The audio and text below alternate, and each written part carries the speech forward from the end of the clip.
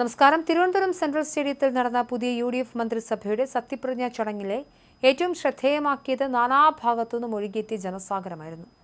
V D സതീശന്റെ നേതൃത്വത്തിലുള്ള പുതിയ സർക്കാർ അധികാരമേൽക്കുന്ന ചരിത്ര മുഹൂർത്തത്തിന് സാക്ഷ്യം വഹിക്കാൻ എത്തിയവരിൽ മുതിർന്ന നേതാക്കൾ മുതൽ സാധാരണ പ്രവർത്തകരും അഭ്യുദയകാംക്ഷികളും വരെ ഉണ്ടായിരുന്നു. പ്രതിപക്ഷ നേതാവ് പിണറായി വിജയൻ അടക്കം പ്രതിപക്ഷ കക്ഷി നേതാക്കളും ചടങ്ങിനെത്തി. പാലക്കാട് മുൻ MLAയും യൂത്ത് കോൺഗ്രസ് മുൻ നേതാവുമായ രാഹുൽ മാങ്കൂട്ടത്തിൽ സത്യപ്രതിജ്ഞാ വേദിയിലെത്തിയപ്പോൾ പ്രവർത്തകർക്കിടയിൽ വലിയ ആവേശമാണ് പ്രകടമായത്. അദ്ദേഹത്തോടൊപ്പം സെൽഫി എടുക്കാൻ വലിയ രീതിയിലുള്ള തിക്കും തിരക്കും അനുഭവപ്പെട്ടു. ഈ ഘട്ടത്തിൽ മാധ്യമങ്ങളെ കണ്ട രാഹുൽ തനിക്കെതിരെയുള്ള വിവാദങ്ങളിലും പാർട്ടി നടപടികളിലും സുവ്യക്തമായ രാഷ്ട്രീയ നിലപാടുകൾ തുറന്നു പറഞ്ഞു. പാർട്ടി തന്നെ പുറത്താക്കിയാലും താൻ എന്നും ഒരു കോൺഗ്രസുകാരൻ തന്നെയായിരിക്കുമെന്നും നിലവിലെ UDFന്റെ വൻ വിജയം കഴിഞ്ഞ 10 വർഷക്കാലമായി തങ്ങൾ പ്രതിപക്ഷത്തിരുന്ന് നടത്തിയ വിട്ടുവീഴ്ചയില്ലാത്ത പോരാട്ടങ്ങൾക്കുള്ള ജനങ്ങളുടെ അംഗീകാരമാണെന്നും അദ്ദേഹം വ്യക്തമാക്കി. ജനപ്രതിനിധിയാവണോ പാർട്ടി ഭാരവാഹിയാണോ എന്ന് ചോദിച്ചാൽ എന്നും ഭാരവാഹിയാണെന്നാണ് മുന്നോട്ട് വയ്ക്കാനുള്ളത്. നിരാശകളില്ല. പറഞ്ഞുകൊണ്ടിരിക്കുന്ന രാഷ്ട്രീയം തുടരും. പറഞ്ഞുകൊണ്ടിരിക്കുന്ന രാഷ്ട്രീയം എൻ്റെ ക്ലാരിറ്റിയാണ്. പദവികൾക്കായി ഉള്ളതല്ല അത്. രാഷ്ട്രീയം പറയുന്നത് തുടരുമെന്നും രാഹുൽ മാങ്കൂട്ടത്തിൽ വ്യക്തമാക്കി. എല്ലാ കാലവും പാർട്ടിക്കാരനാണ്. അതിനാൽ തന്നെ ഖേദമൊന്നുമില്ല.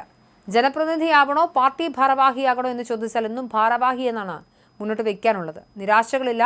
രാഷ്ട്രീയം പറയുന്നത് തുടരും എന്നും രാഹുൽ ആവർത്തിക്കുന്നുണ്ട്. രാഹുലിന്റെ തിരിച്ചുവരവിനുള്ള തുടക്കമാവുമോ ഇതിനുള്ള ഈ വരവെന്നൊക്കെ മാധ്യമങ്ങൾ ചോദിക്കുന്നതിന് ഞാൻ എങ്ങോട്ടും പോയിട്ടില്ലല്ലോ എന്നതായിരുന്നു ചിരിച്ചുകൊണ്ടുള്ള രാഹുലിന്റെ മറുപടി. രാഷ്ട്രീയ പ്രവർത്തനം എന്നാൽ MLAയോ MPയോ ആകുക എന്നത് മാത്രമല്ലെന്നും അതിന് മുൻനിരയെന്നോ പിൻനിരയെന്നോ വ്യത്യാസമില്ലെന്നും അദ്ദേഹം കൂട്ടിച്ചേർത്തു. നിലവിൽ തനിക്കെതിരെ കോടതിയിലുള്ള കേസിനെക്കുറിച്ചും തുടരന്വേഷണ സാധ്യതയെക്കുറിച്ചുമുള്ള മാധ്യമപ്രവർത്തകരുടെ ചോദ്യങ്ങൾക്ക് കൃത്യമായ മറുപടിയാണ് രാഹുൽ നൽകിയത്.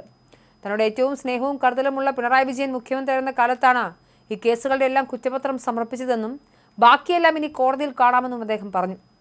കോടതിയിലെ പോരാട്ടം കഴിയുമ്പോൾ മാധ്യമങ്ങൾ പറഞ്ഞ പല കാര്യങ്ങളും തിരുത്തേണ്ടി വരുമെന്നും ഇന്നത്തെ ശുഭദിനത്തിൽ മറ്റു കാര്യങ്ങളിലേക്ക് കടക്കാമെന്നും പറഞ്ഞ് അദ്ദേഹം സംസാരം അവസാനിപ്പിക്കുകയായിരുന്നു.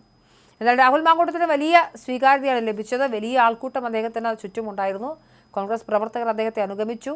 സദസ്സിലിരുന്ന് മുഴുവൻ ചടങ്ങ് കണ്ടതിനു ശേഷമാണ് അദ്ദേഹം യാത്രയായത്.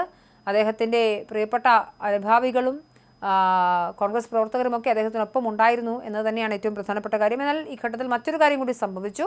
യൂത്ത് കോൺഗ്രസ് പ്രസിഡന്റായി ജനീഷ് വരുന്നത് വ്യക്തിപരമായി ഏറെ സന്തോഷം നൽകുന്ന കാര്യമാണെന്നൊക്കെ രാഹുൽ പറഞ്ഞതിനൊക്കെ വലിയ മാധ്യമ സ്വീകാര്യത കിട്ടുമ്പോഴും ചടങ്ങിൽ ഇത്തവണ റിനി ആൻ ജോർജും പങ്കെടുത്തിരുന്നു. രാഹുലിൻ്റെ സ്വഭാവത്തിലെ പ്രശ്നങ്ങളുണ്ട് എന്ന് പറഞ്ഞ് നിരന്തരമായി പോസ്റ്റുകൾ ഇടുകയും സാമൂഹിക മാധ്യമത്തിൽ രാഹുലിനെ തുറന്നു കാട്ടുന്നു എന്ന രീതിയിൽ സംസാരിക്കുകയും ഒക്കെ ചെയ്തിരുന്ന വ്യക്തിയായിരുന്നു റിനി ആൻ ജോർജ്.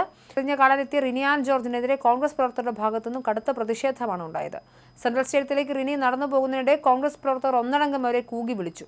മുഖ്യമന്ത്രി വി ഡി സതീശനുമായി വ്യക്തിപരമായി അടുത്ത ബന്ധം പുലർത്തുന്ന റിനി, സതീശൻ മുഖ്യമന്ത്രിയായ സമയത്ത് പത്മനാഭന്റെ മണ്ണിൽ ഇനി എൻ്റെ ശ്രീ പത്മനാഭൻ വാഴുമെന്ന് ഫേസ്ബുക്കിൽ കുറിച്ചിരുന്നു. കഴിഞ്ഞ ദിവസം രമേശ് ചെന്നിത്തലയ്ക്കൊപ്പമുള്ള ചിത്രവും റിനി പങ്കുവച്ചിരുന്നു.